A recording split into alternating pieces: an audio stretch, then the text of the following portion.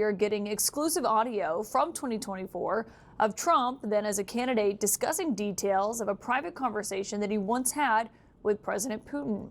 The audio obtained by the authors of a new book that is just out today. And for context, the president has long said that Putin would never have invaded Ukraine on his watch because of something he told him once privately. Trump had never revealed what that was.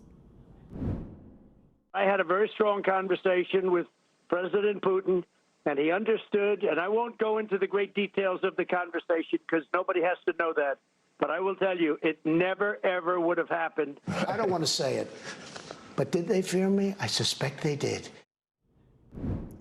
Well, tonight we're learning those details as the audio reveals that Trump says that he threatened not just President Putin, but also China's President Xi Jinping. And this is what he told donors about what exactly that conversation looked like during a private fundraiser last year. With Putin, I said, if you go in to Ukraine, we're going to bomb the shit out of Moscow. I'm telling you, I have no choice. The public wants it. The public. So he goes like, I don't believe you. He said, no way. And I said, way.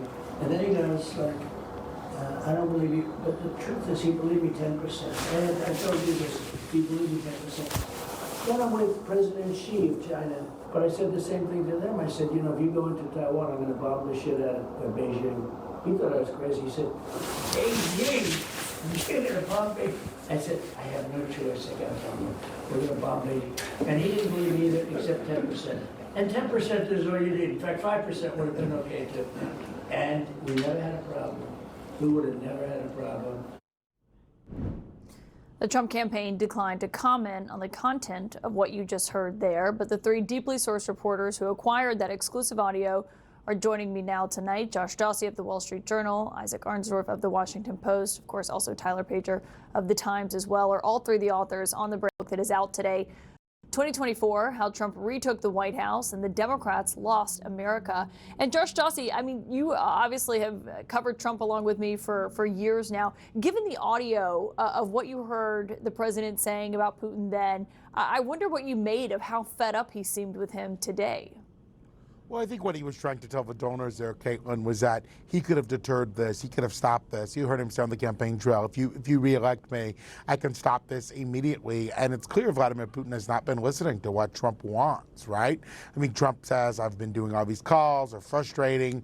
Today he unleashed a profanity as he was sort of describing what he thought of Vladimir Putin and what he was doing. But what you see in that tape is Trump behind closed doors to his richest donors in New York, telling them, you know, I had control over these guys, basically espousing the madman theory, right? They thought I was just crazy enough that maybe I would have done something if they crossed me. And I used that to basically get them to do what I wanted them to do. And I think what the frustration you're seeing now from President Trump, you know, we've reported he says Vladimir Putin has changed.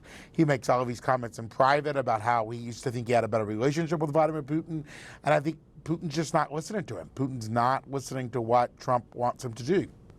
Yeah, I mean, and Isaac, when Trump was running, and obviously that is a deep part of the book, is what the Trump campaign looked like internally, as well as the Biden-Harris campaign.